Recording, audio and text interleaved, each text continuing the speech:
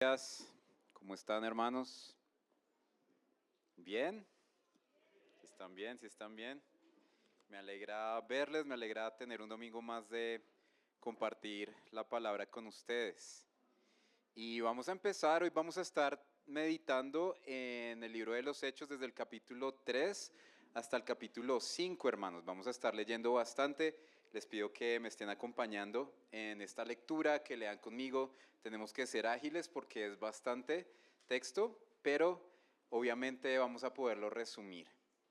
Y yo quiero empezarles preguntando, ¿alguno ha tenido un problema de humedad en la casa alguna vez? ¿Recuerdan? ¿Sí?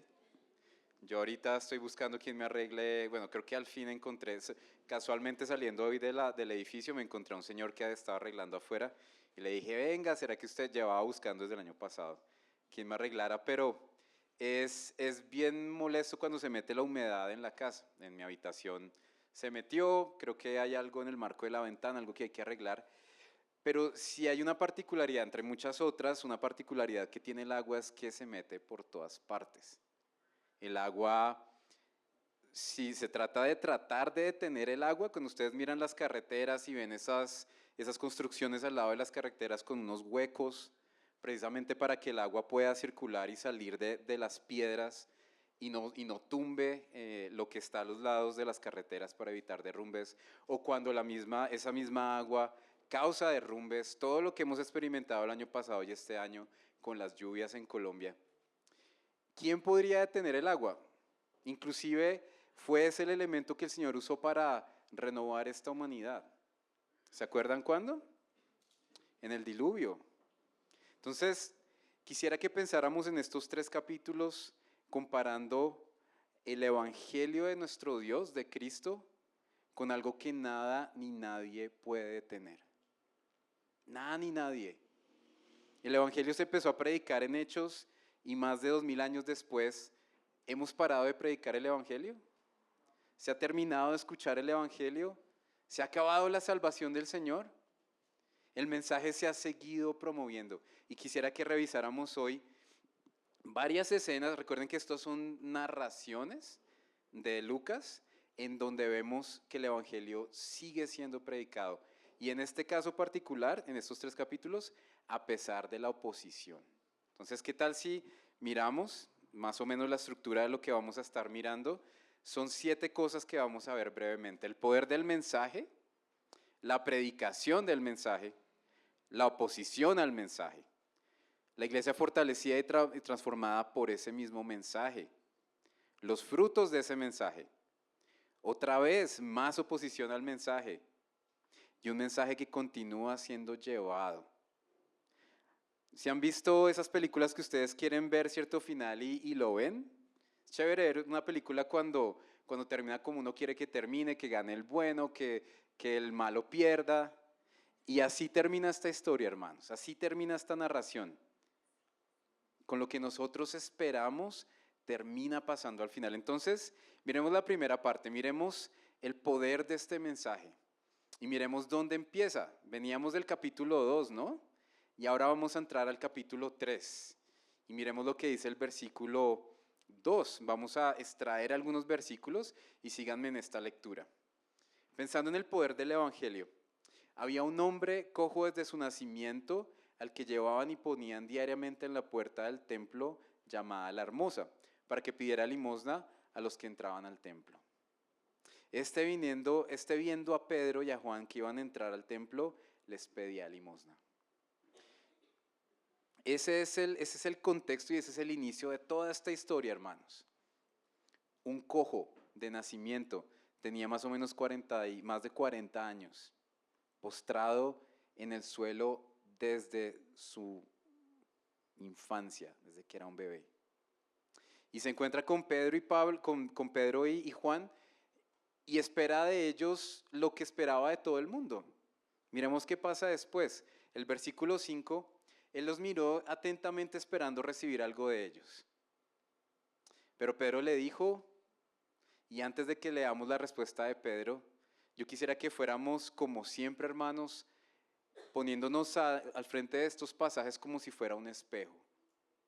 Yo les pregunto, a mí entre noviembre, diciembre y enero, más que todo, me sentía un poquito como este hombre, en el sentido de, yo esperaba algo diferente de parte del Señor estos meses, pero el Señor no me iba a dar lo que yo estaba esperando, me iba a dar algo mejor, algo que yo necesitaba. ¿Has estado así en algún momento? ¿Te has sentido así esperando, pidiéndole algo al Señor que no llega? Pero mis hermanos, ¿el Señor responde a nuestras oraciones?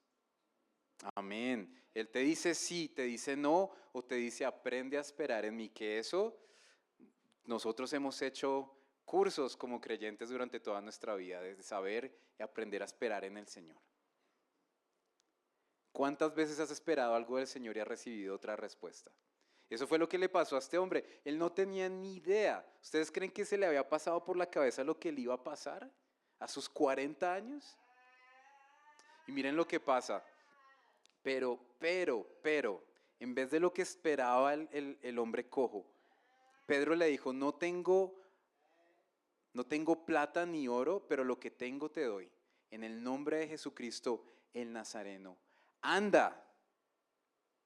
Y tomándolo de la mano derecha lo levantó. Al instante sus pies y tobillos cobraron fuerza. Y de un salto se puso en pie y andaba. Entró con ellos caminando al templo, saltando y alabando a Dios. Quiero que se imaginen un poco ese escenario, hermanos.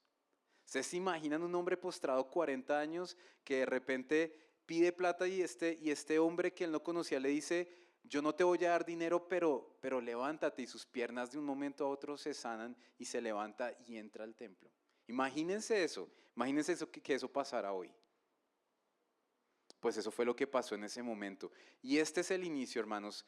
Hechos y en estos 3 capítulos vamos a ver un patrón constante de milagros, de oposición y de hermanos creyentes creciendo, de la iglesia de Cristo creciendo en medio de esa oposición. Pero vamos a ver constantemente eso. Va a haber milagros, va a haber oposición, va a haber la predicación del evangelio y va a haber crecimiento de la iglesia en Cristo de diferentes maneras, tanto en número como crecimiento espiritual. Constantemente vamos a ver ese patrón. Entonces aquí empezamos con esa estructura, un milagro. Sigamos leyendo. Vamos a ver qué responde Pedro a lo que pasa, porque claro, si eso pasara hoy y pasó en ese momento, tal como está narrado, claro, todo el mundo se quedó mirando al cojo que le estaba contando a todo el mundo que había sido sanado. Miremos el versículo 12. ¿Qué hizo Pedro con esta situación, con lo que acababa de hacer el Señor? Al ver esto, Pedro le dijo al pueblo, hombres de Israel, ¿por qué se maravillan de esto? ¿Por qué nos miran así como si por nuestro propio poder le hubiéramos hecho andar? Imagínense a todas las personas mirando a Pedro como si fuera, no sé, un semidios. Claro, este hombre acaba de hablar y el otro, el cojo de toda su vida, se levanta. Todos estaban pensando, la mayoría, que había sido Pedro. Miren la aclaración de Pedro. Por la fe en su nombre, versículo 16, es el nombre de Jesús lo que ha fortalecido a este hombre, a quien ven y conocen. La fe que viene por medio de Jesús le ha dado a este perfecta sanidad en presencia de todos ustedes. Claro y contundente. Amén. ¿Cuántas veces nosotros nos hemos sentido tentados, hermanos, y posiblemente hemos caído en llevarnos nosotros o tratar, o por lo menos en nuestro corazón pensar, que algún milímetro de algo bueno que nosotros hacemos en esta vida es mérito de nosotros? ¿Te ha pasado? ¿Cuántas veces porque un hermano, porque le enseñaste bien a alguien, porque serviste en la iglesia, porque hiciste algo bien en tu trabajo, porque tienes talentos y los pudiste usar y los pudiste desarrollar, tú terminas pensando, uy, es que yo sí canto bonito. Es que yo como soy de bueno para, yo qué sé, para desarrollar código en mi trabajo. Cuando Pablo dice que cualquier cosa que el ser humano ha recibido es obra del Señor, de su Creador. Y esto fue lo que pasó con Pedro. Pedro la deja súper clara. No fui yo, fue en el nombre de Cristo Jesús que este hombre se levantó. Que el Señor nos guarde, mis hermanos, porque también dentro de estos 3 capítulos hay un momento en el que dentro de la iglesia de Cristo, en medio de esa oposición, Satanás intenta, y vamos a ver eso en 8 días, contaminar el corazón de una pareja y esta pareja trata de robarse la gloria del Señor. Que el Señor nos guarde de esa actitud, hermanos. Que podamos ser siempre claros. Si alguien se te acerca y te da las gracias por tu servicio, por algo que hiciste bien, simplemente el Señor está permitiendo que tú confirmes que Él se está llevando la gloria, que las cosas salieron bien, que Él te respaldó, que el Señor habló. Si alguien se te acerca, tranquilo. Si alguien te dice, oye, gracias por haberme discipulado, tranquilo. Eso significa que el Señor se está llevando la gloria y tú puedes ayudar a esas personas a aclararlo. Es por el Señor, es en Él, es gracias a Él. Es que alejados de Él no podemos hacer absolutamente nada. ¿Qué podríamos hacer sin el Señor? ¿Qué podríamos hacer? Y qué tremenda la claridad de Pedro en este pasaje. Sigamos adelante y quisiera que miráramos en este momento en la predicación de Pedro. ¿Cómo predica Pedro? Miren el versículo 19. Por tanto, arrepiéntanse y conviértanse, versículo 19, para que sus pecados sean borrados a fin de que tiempos de ¿qué, hermanos? De alivio vengan de la presencia del Señor. Mis hermanos, este era un contexto durísimo en la iglesia cristiana de persecución. Pedro no estaba en un ambiente alegre donde todo estaba saliendo bien, no. A Pedro estaban a punto de matarlo. Al poco tiempo matan al primer mártir de la iglesia cristiana, Esteban. Eso está narrado más adelante en Hechos, muy poco más adelante. Habían pasado apenas 2 meses de que habían matado a Jesucristo por el Evangelio. ¿Cómo es que Pedro predica? Primero, arrepiéntanse y conviértanse. Qué importante, mis hermanos.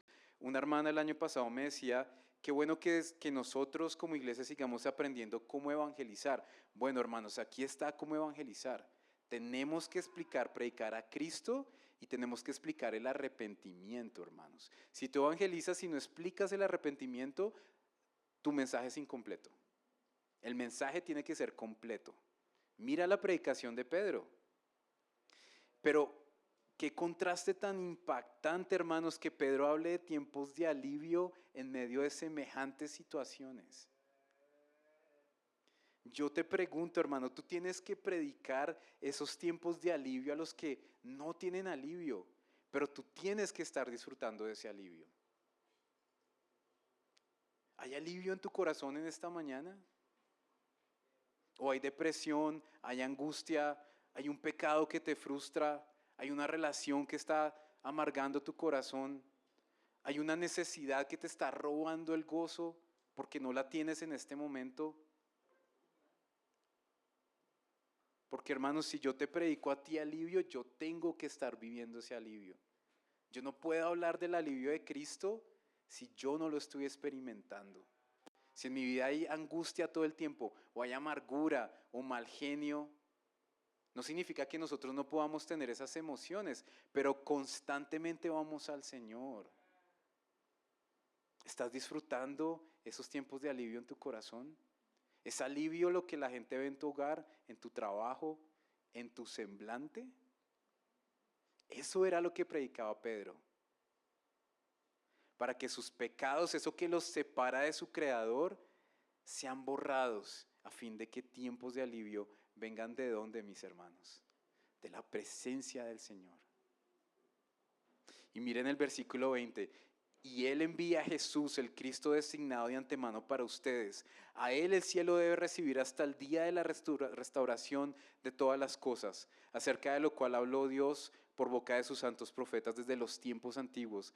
Pedro también estaba predicando la muerte, la resurrección y la segunda venida de Cristo, hermanos.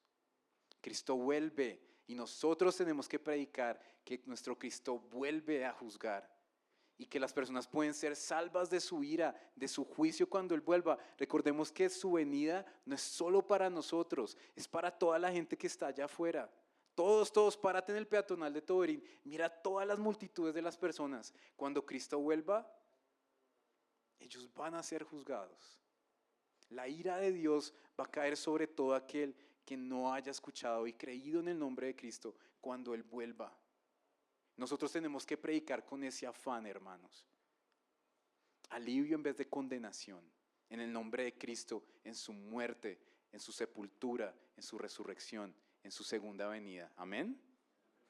Sigamos adelante, hermanos. Qué interesante, y quisiera profundizar un poquito con Hebreos. Me hacía pensar en este pasaje. Miren lo que dice Hebreos 10 y 11. Pues el que ha entrado a su reposo, él mismo ha reposado de sus obras. Está hablando de Cristo, como Dios reposó de las suyas. Y miren el versículo 11, hermanos. Por tanto, esforcémonos por entrar en ese reposo, no sea que alguien caiga siguiendo el mismo ejemplo de desobediencia. Hebreos tiene un montón de advertencias, hermanos, y esta es una. Tú ya estás en el reposo de Cristo, tú ya estás en esa vida de alivio en medio de lo que sea que estés viviendo. Tú ya creíste en ese Cristo como tu Salvador. Ten cuidado de que de pronto caigas en no estar en el reposo del Señor habiéndolo escuchado. ¿Tú crees en Cristo Jesús como tu Salvador? Si tienes dudas, no te vayas de acá sin creer en el Cristo Salvador. No te vayas de acá. Mira, y quisiera que nos comparáramos un segundo con ese cojo, hermanos. Yo veía al cojo y pensaba en estos versículos. Me encontraba con una canción nueva esta semana y cantan el Salmo 107 y es hermoso. Dice que el nombre del Señor es bueno, y creo que quedó, si puedes seguir a la siguiente diapositiva, quedó un poco raro el pasaje, pero leamos lo que se ve. Desde el versículo 1 dice que su fiel amor perdura para siempre. Miren esta pregunta: ¿los ha rescatado el Señor? Díganlo los redimidos del Señor, dice la Nueva Biblia de las Américas. Entonces hablen con libertad, cuenten a otros como lo hacía Pedro, que Él los ha rescatado de sus enemigos. Pues ha reunido a los desterrados de muchos países, del oriente, del occidente, del norte y del sur. Algunos vagaban por el desierto, perdidos y sin hogar, con hambre y con sed. Como estaba ese cojo, postrado en el piso, así estábamos nosotros, sin Cristo, como vagando por un desierto. Desterrados, separados de la gloria de Dios. Y nos hemos encontrado con el Dios verdadero. A nosotros no se nos puede olvidar cuán bueno y grande es nuestro Señor, porque eso es lo que, con ese gozo es que vamos a predicar a los demás, de la salvación de Cristo. Que no se nos olvide lo que Él ha hecho por nosotros. Miremos los siguientes versículos de este salmo. Este cojo decía algo así como el versículo 6. ¡Socorro, Señor! Clamaron en medio de su dificultad y Él los rescató de su aflicción. Eso fue lo que le pasó al cojo. Eso fue lo que nos pasó a nosotros. Los llevó directo a un lugar seguro, a una ciudad donde pudieran vivir. Pueden decir conmigo, hermanos, que alaben al Señor por su gran amor y por las obras maravillosas que ha hecho a favor de ellos. ¿Ustedes pueden decir amén a eso? Él satisface al sediento y al hambriento lo llena de cosas buenas. Sigamos leyendo, hermanos. Versículo 31 de este salmo. Es hermoso. Eso era lo que estábamos haciendo hoy. Que alaben al Señor por su gran amor y por las obras maravillosas que ha hecho a favor de ellos. Que lo exalten públicamente delante con la congregación y ante los líderes del pueblo. Nuestro Señor transforma ríos desiertos y manantiales de agua árida y sedienta. Convierte la tierra. Bueno, ese es el opuesto. Es la disciplina que el Señor da a los que están en contra de Él. Pero mis hermanos, Él transforma ríos desiertos en manantial de agua. Jesucristo dijo: yo soy el agua viva. ¿Se puede ver esa agua viva en tu rostro, en tu corazón, hermano? ¿Estás gozándote en la salvación del Señor? El Señor permita que sí, que no haya algo que te esté entristeciendo, que te esté distrayendo, como dice Hebreos, que nosotros podamos despojarnos del pecado, de las distracciones, de las cosas, del peso que nos asedia, y podamos correr esta carrera como la corrían estos cristianos, predicando el Evangelio. Terminemos de ver la predicación de Pedro. Asimismo, todos los profetas que han hablado desde Samuel y los sucesores en adelante, estoy en el versículo 24, si quieres ir ahí. Asimismo, todos los profetas que han hablado desde Samuel y sus sucesores adelante también anunciaron estos días. Ustedes son los hijos de los profetas y del pacto que Dios hizo con sus padres. Al decir a Abraham, en tus simientes serán benditas todas las familias de la tierra. Para ustedes, en primer lugar, habiendo resucitado a su siervo, aquí está la resurrección de Cristo en el evangelismo, hermanos.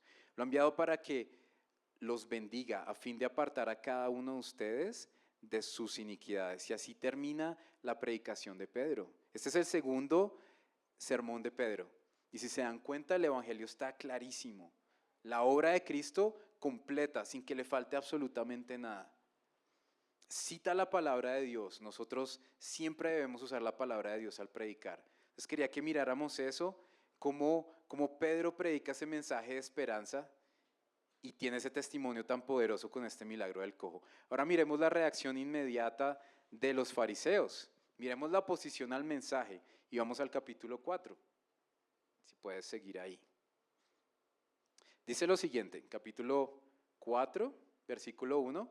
Mientras Pedro y Juan hablaban al pueblo, se les echaron encima los sacerdotes, el capitán de la guardia del templo y los saduceos, indignados porque enseñaban al pueblo y anunciaban en Jesús algo en lo que ellos estaban en contra y no creían, la resurrección de entre los muertos.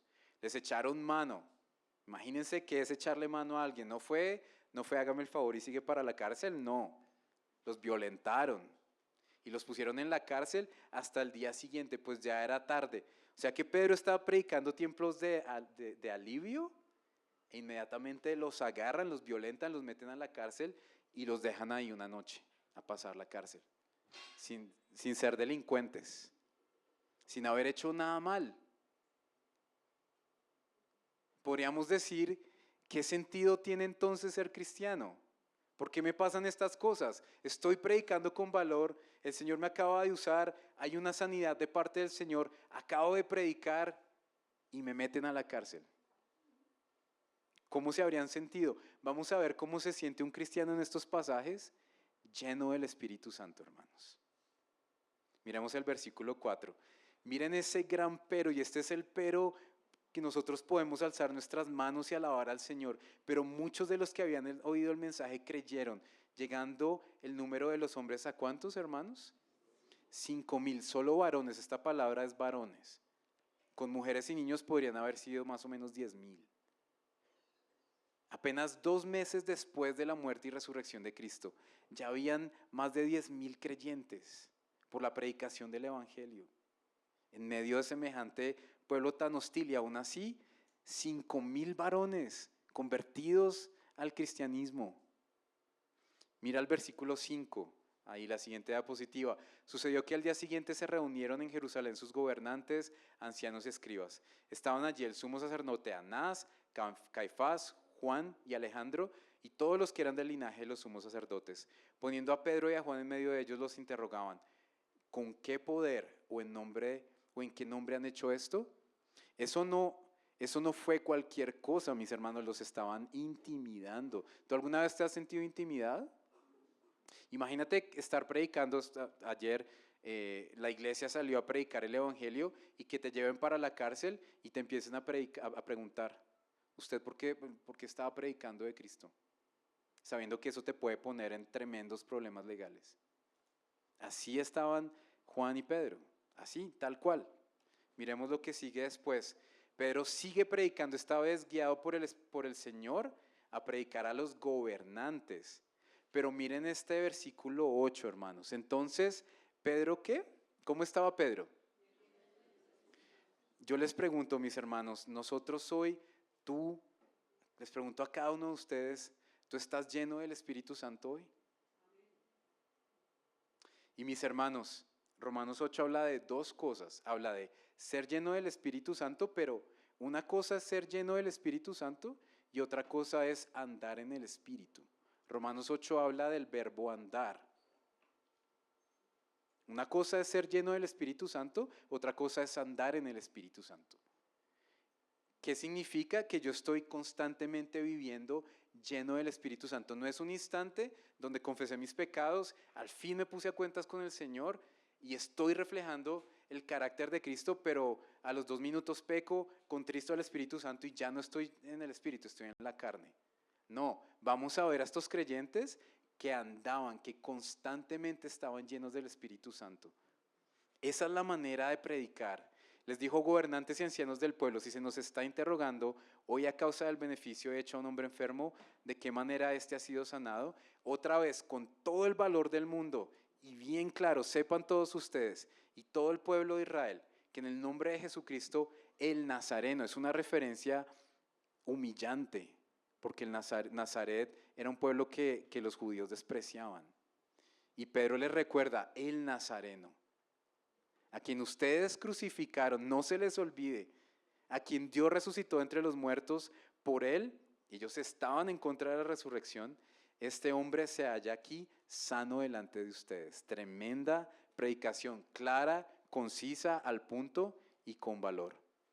Versículo 11, acompáñenme a la siguiente diapositiva. Este Jesús es la piedra desechada por ustedes los constructores, pero que ha venido a ser la piedra angular. Y mis hermanos, en ningún otro nombre, en ningún otro perdón hay salvación, porque no hay otro nombre bajo el cielo dado a los hombres en el cual podamos ser salvos. Amén. Jesucristo dijo, yo soy el camino, la verdad y la vida. Nadie va al Padre sino por mí. Un vecino con el que hablé ayer, en donde estábamos evangelizando, me decía, yo creo que todas las personas pueden acercarse a Dios y todos los caminos llevan a Dios. No. Si tú piensas eso en esta mañana, la palabra de Dios dice que eso no es cierto. Que hay un solo nombre que lleva al cielo y es Jesucristo, el que murió en la cruz por tus pecados y resucitó al tercer día. No hay otra manera, no hay otro camino. Es en Cristo que la humanidad puede ser salva. Versículo 18, cuando los llamaron, les ordenaron, no les pidieron el favor, los intimidaron y les ordenaron no hablar ni enseñar el nombre de Jesús. Pero, qué importantes son estos conectores en estos textos, hermanos. Pero Pedro y Juan les contestaron. No les dijeron sí y salieron a predicar, no. Les contestaron, ustedes mismos juzguen si es justo delante de Dios obedecer a ustedes en vez de obedecer a Dios. Porque nosotros no podemos dejar de decir lo que hemos visto y oído. Este es un cristiano lleno del Espíritu Santo. Un creyente que no paraba de predicar el Evangelio. Y yo quisiera que con esa actitud que él tenía, miremos qué pasa más adelante. Leamos los siguientes versículos. Versículo 23. ¿Cómo impacta ese mensaje a la iglesia? Cuando quedaron en libertad, fueron a los suyos. Versículo 23. Y les contaron todo lo que los principales sacerdotes y los ancianos les habían dicho. Al oír ellos esto, unánimes, mis hermanos, ¿cuántas veces nosotros hemos orado unánimes? ¿Cuándo hemos estado en total acuerdo? ¿Hasta dónde punto llega la unidad de nuestra iglesia? Ellos oraban como si fueran una sola persona y ya eran miles. Miren lo que dicen. Le dijeron al Señor, oh Señor, tú eres el que hiciste el cielo y la tierra, el mar y todo lo que en ellos hay. Quisiera que pasáramos por esta oración y viéramos lo que el Señor les está guiando a orar a estos hermanos. Lo están reconociendo como el Dios soberano, el dueño de este universo, el dueño de esas persecuciones que ellos estaban viviendo, el creador de todo. Versículo 5, el que por el Espíritu Santo, por boca de nuestro padre David, tu siervo, dijiste, ¿por qué se enfurecieron los gentiles y los pueblos tramaron cosas vanas? Es una profecía del Antiguo Testamento. Se presentaron los reyes de la tierra y los gobernantes se juntaron a una contra el Señor y contra su Cristo. Y pensando en la soberanía de nuestro Señor, ellos están orando, Señor, tú eres soberano, y así nos maten a nosotros, nos intimiden o nos intenten matar, tu evangelio no puede ser detenido.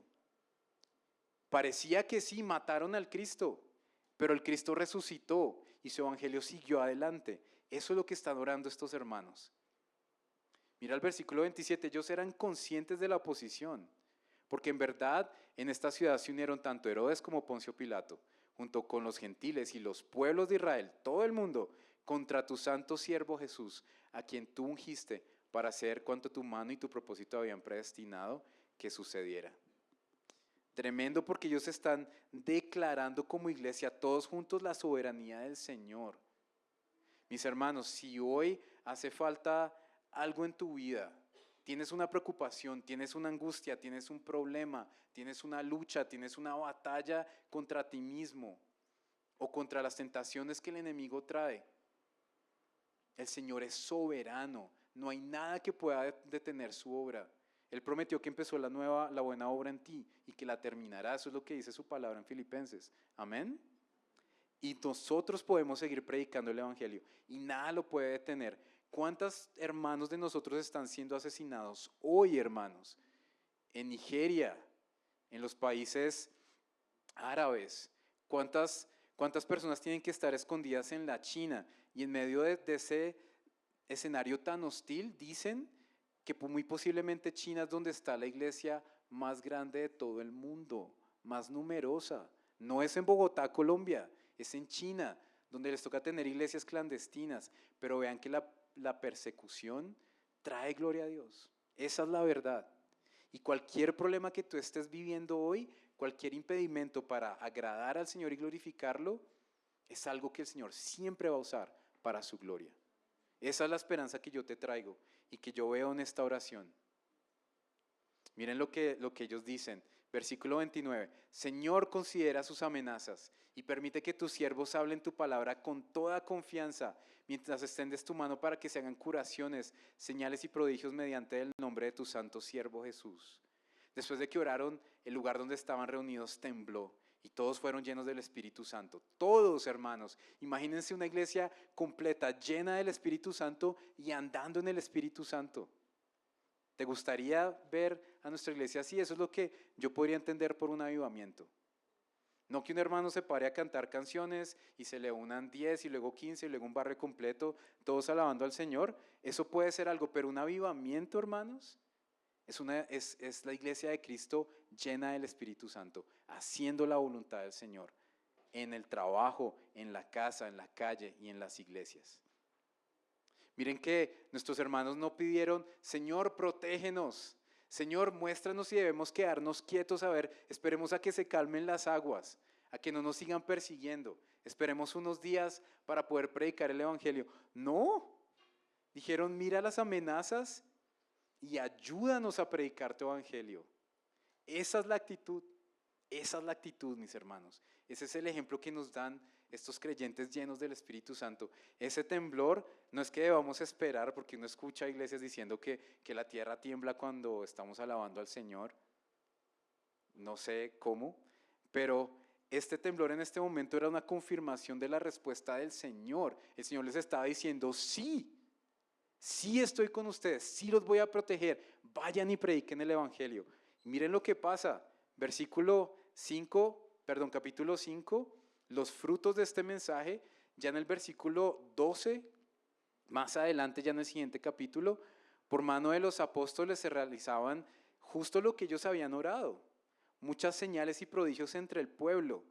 Evidentemente, hermanos, estos hermanos oraban absolutamente guiados y en el centro de la voluntad del Señor. ¿Les gustaría orar así? Que todas las cosas que salen de su boca y ustedes oran, es exactamente orar conforme a la voluntad del Señor, y que una vez ustedes oran, lo que ustedes le están pidiendo al Señor pase tal cual ustedes lo están pidiendo. Esto me hace pensar en Juan 15:7, que dice, si mis palabras permanecen en ustedes, ustedes permanecen en mí, pedid lo que queráis y os será hecho. Es una promesa muy difícil de entender de Juan 15, pero eso es lo que yo veo acá. Personas que están en el centro de la voluntad de Dios y por ende oran conforme a la voluntad de Dios y por ende pasa lo que ellos están pidiendo en sus oraciones. Miren el versículo 3, hermanos. Pero ninguno de los demás se atrevía a juntarse con ellos. Pero igual el pueblo, el barrio, la gente de la comunidad los tenía en gran estima. Y miren el contraste del versículo 13 y el versículo 14. Y más creyentes en el Señor, multitud de hombres y mujeres se añadían constantemente al número de ellos. Yo te pregunto, ¿dónde estás tú en esta mañana? ¿Estás con los que no se atreven a creer en Cristo?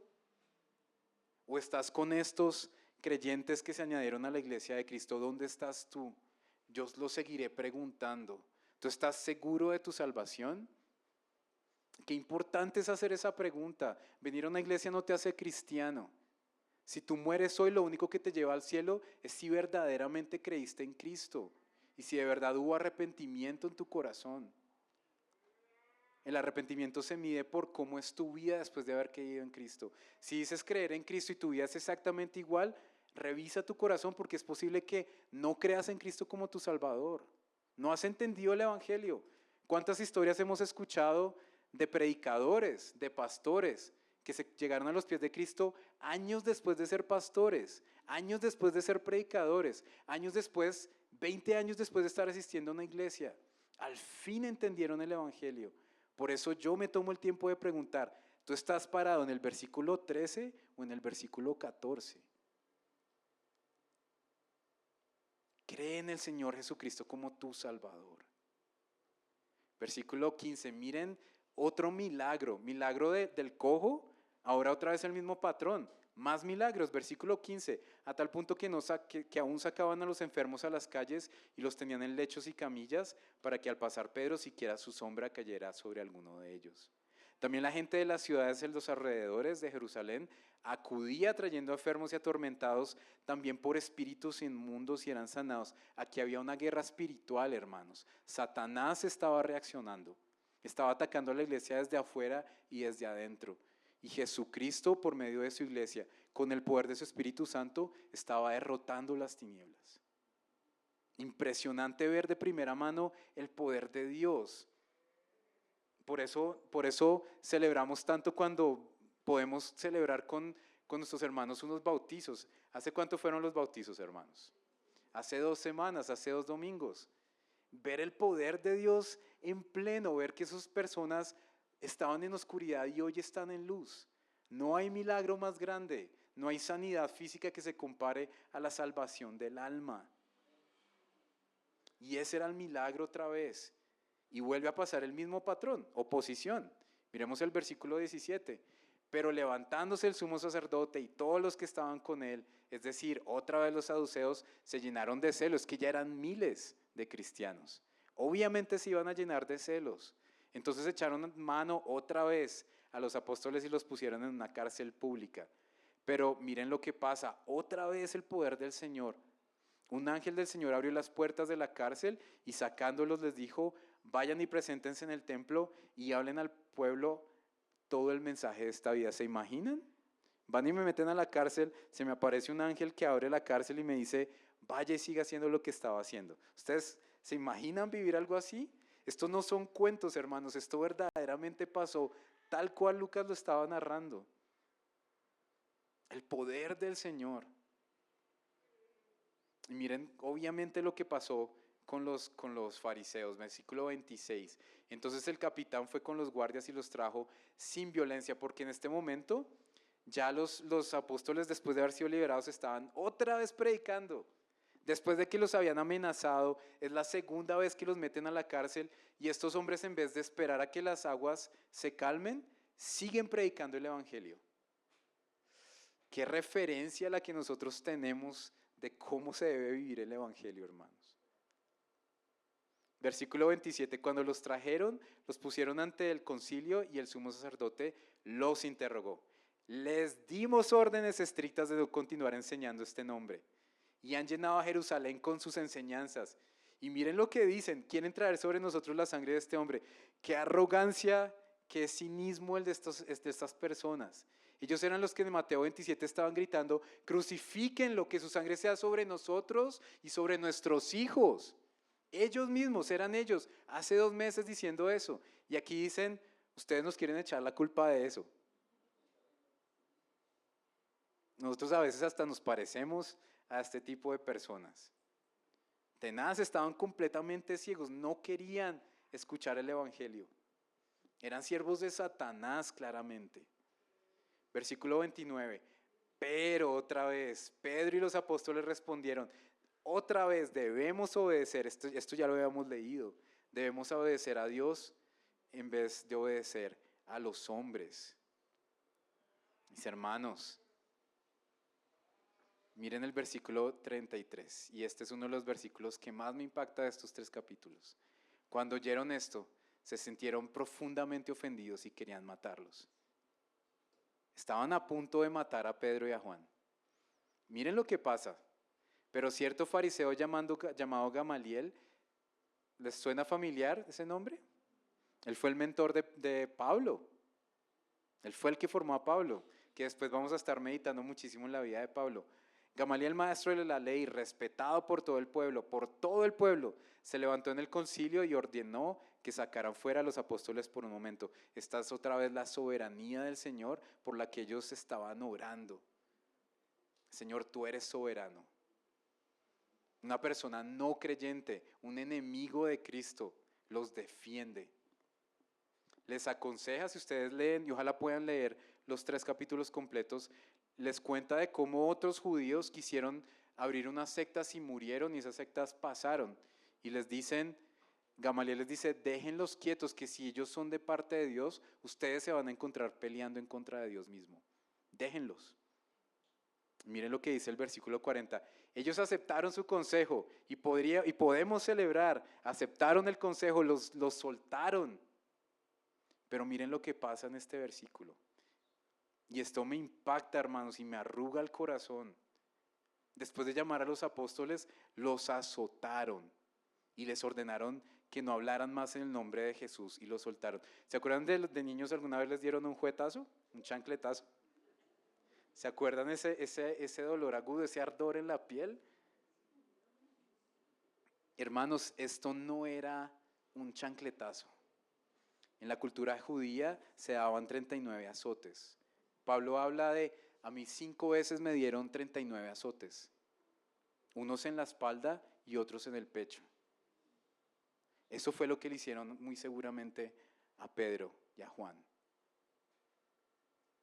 E inmediatamente podríamos decir, pero ¿por qué pasan estas cosas? Pero yo predico a Cristo, vean a esa pareja misionera recién casada, se va a predicar a Haití y los quemaron, los balearon y los quemaron. Pero ¿por qué pasas? ¿Por qué permites, Señor, que pasen estas cosas? ¿Por qué permites esto, que me haya quedado sin trabajo, o que me haya machucado un dedo, o que me haya accidentado, o que no me haya salido el trabajo al que yo apliqué, que fueron cosas que me pasaron no me machuqué un dedo, pero sí me pasó lo del trabajo. Entre noviembre, diciembre y enero yo tenía unos planes completamente diferentes a los del Señor en mi cabeza. Y estaba como el cojo, esperando algo diferente del Señor. Yo no sé si Pedro y Juan estaban esperando 39 azotes. Yo creo que sí. Miren el versículo que sigue. Y esto ya es el final de esta historia, hermanos. Tan apasionante, espero que la hayan podido seguir. Miren a estos apóstoles, miren a estos hombres llenos del Espíritu Santo. Versículo 41. Los apóstoles pues salieron de la presencia del concilio, seguramente muy adoloridos, muy lastimados, tristes, deprimidos, derrotados, ¿sí? No, regocijándose de que hubieran sido considerados dignos de sufrir afrenta por su nombre. ¿Tú reaccionarías así? ¿Tú estarías dispuesto en este momento a llevarte 39 latigazos por el nombre de Cristo? El Espíritu Santo nos puede dar ese valor, hermanos. No solo azotes. Tú estás dispuesto, y me lo digo a mí mismo cuando lucho contra mi carne, a dejar ese pecado, sea el que sea, con el que estás luchando todos los días, por amor al nombre de Cristo. ¿Estás dispuesto a dejar esa relación que sabes que va en contra del Señor? ¿Estás dispuesto a dejar ese trabajo o a tomar ese trabajo que sabes que te va a costar, pero que lo estás tomando por hacer la voluntad del Señor? ¿Estás dispuesto a servirle porque Él te está llamando a servirle y te consideras digno de servirle y de esforzarte y sudar y sufrir por el nombre del Señor? ¿Amén o no amén, mis hermanos? Qué hermoso final. Y voy a pedirle al equipo de alabanza que vaya pasando. Miren el versículo 42. Y todos los días, este es el final de la historia, ese final que uno quiere escuchar, es el final que uno está esperando de esa película. Y todos los días en el templo y de casa en casa, no cesaban de enseñar y proclamar el evangelio de Jesús como el Cristo. Ese es el último versículo que leemos de este pasaje.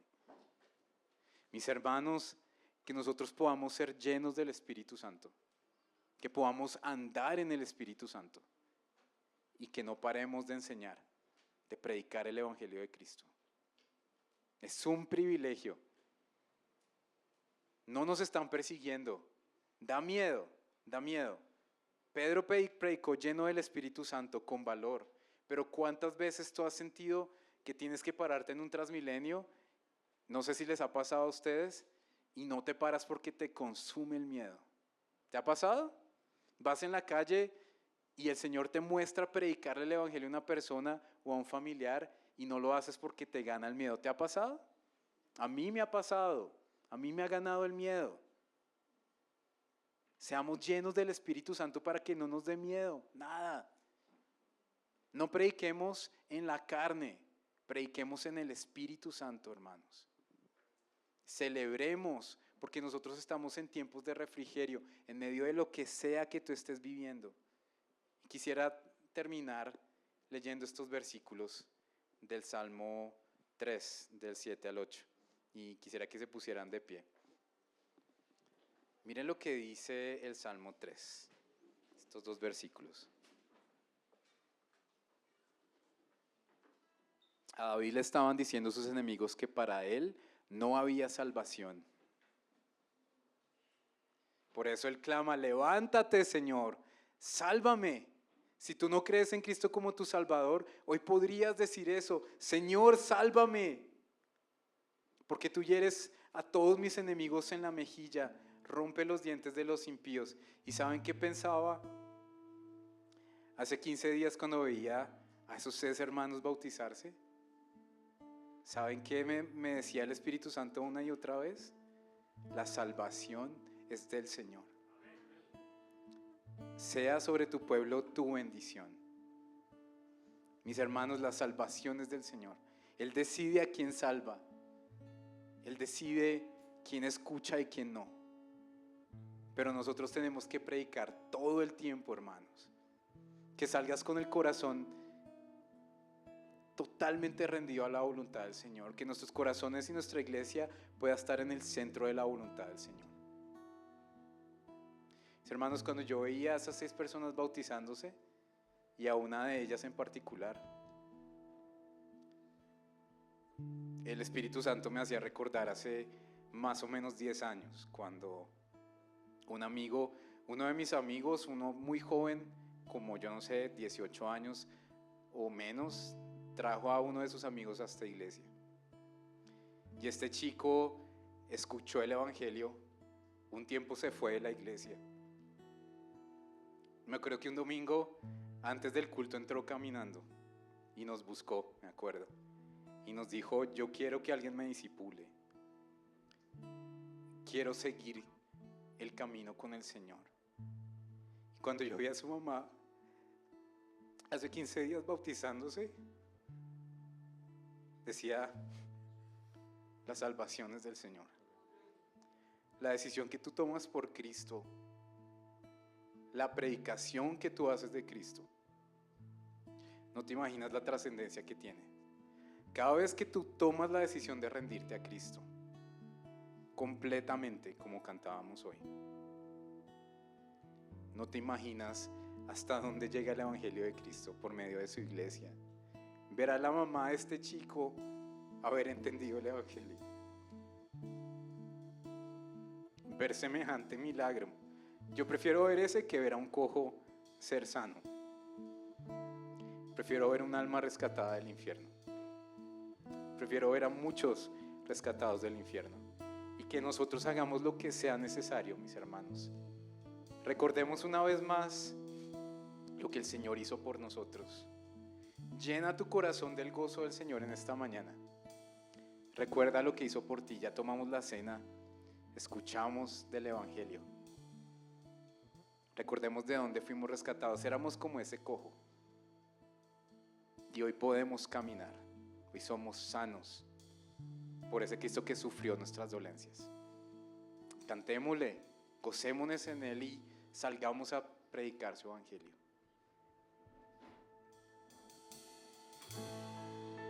Señor, gracias por tu palabra.